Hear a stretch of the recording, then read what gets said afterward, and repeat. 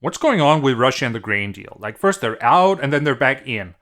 In this video, I want to talk about what happened. And I think it's a story that is interesting for a few reasons beyond just the grain. Like, it looks like a diplomatic defeat in a standoff with Turkey, and it shows that Russia is essentially unable to control the maritime domain in the Black Sea. So, let's talk about it. The whole thing started when Ukraine conducted a big drone attack on the naval base in Sevastopol. They used a combination of airborne drones and waterborne drones.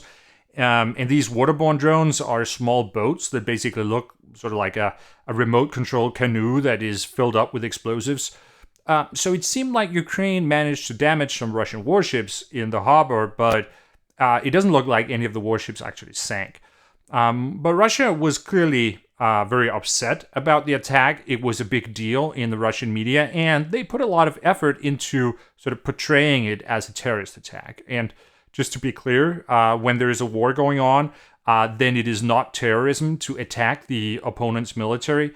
But as I have mentioned in other videos, the Russians are very keen on that narrative about the Ukrainians as terrorists right now. As a response to this attack, Russia decided to withdraw from the grain deal. This is an agreement that ensures that grain can be exported from Ukrainian ports. This deal was signed back in July. It was negotiated with the help of Turkey, and it's a diplomatic achievement that the Turkish president Erdogan is clearly invested in on a personal level. The deal was made such that it had a duration of 120 days. So it was up for renewal in November. And there has been a lot of speculation about whether Russia was going to do that or if they were going to cancel the deal. Because for quite a while, it has seemed that Russia has been unhappy about the grain deal. I don't think they had expected that it would be such a big success.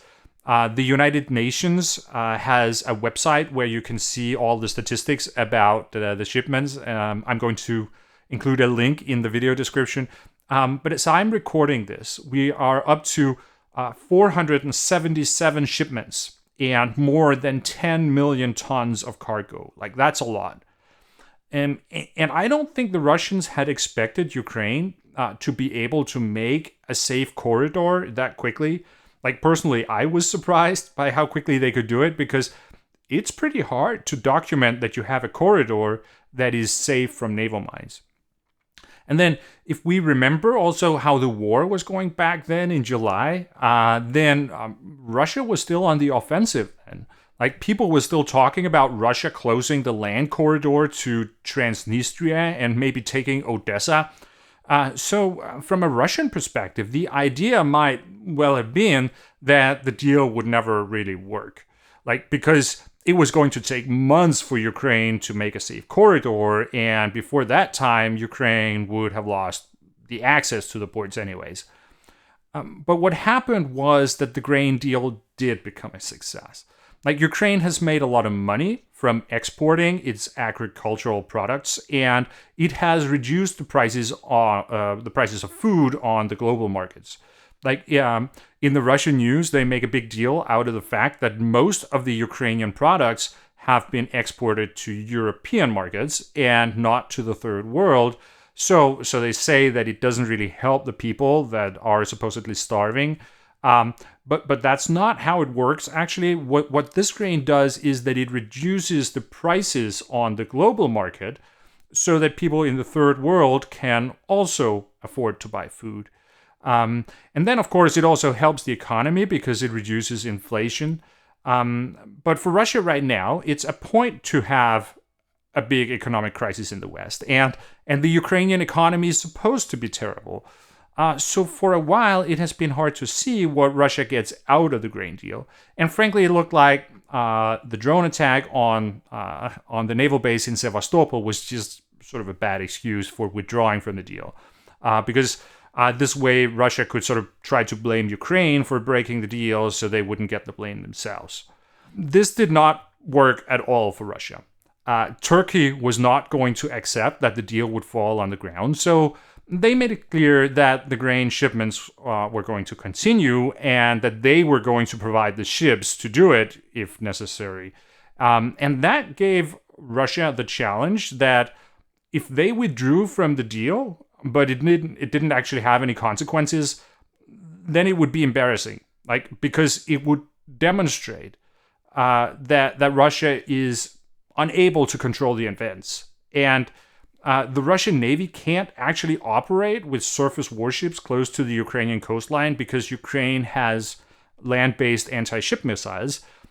So it would be really hard to interdict that grain traffic, and using long-distance airstrikes or submarine attacks on UN cargo ships that are transporting grain to the world to avoid a food crisis, like, it would just turn everybody against Russia. Like, it's just impossible to explain.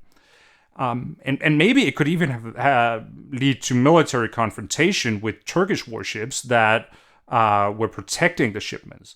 So, in other words, Erdogan called Putin's bluff.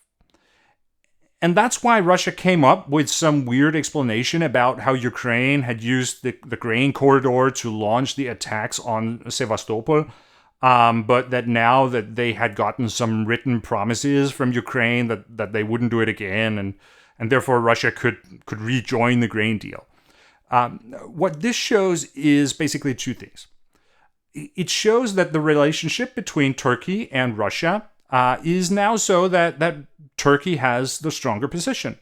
It is now Erdogan that tells Putin how things will be. And then it also shows that the Russian Black Sea Fleet can't actually enforce a blockade on Ukrainian harbors. And if they can't do that, then I will say that it's getting more and more difficult to see what the role of the Russian Navy actually is in this war. Okay, I will end it here. If you found the video interesting, be sure to give it a like, and also remember to subscribe to the channel and click the bell icon so you get a notification when I upload a new video. Thank you very much for watching, and I will see you again next time.